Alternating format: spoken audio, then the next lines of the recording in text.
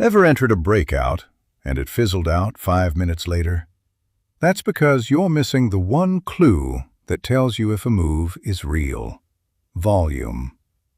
This is the Simple Volume Indicator, and it's dead simple to read.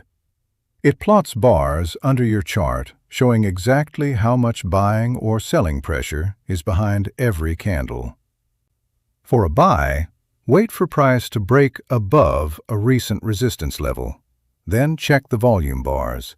They need to be rising, showing strong buying pressure. When price and volume rise together, that's your green light to enter. Stop loss goes below the last swing low. Take profit when volume starts fading while price keeps climbing. That's your warning the buyers are running out of steam. For a sell, it's the mirror image. Price breaks below a support level, and volume bars rise as price drops, confirming real selling pressure. Enter short when both align downward. Stop loss above the last swing high. Take profit when volume starts drying up as price keeps falling.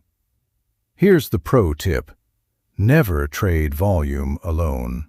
Pair it with a moving average or RSI for confirmation, and always risk only 1 to 2% of your account per trade.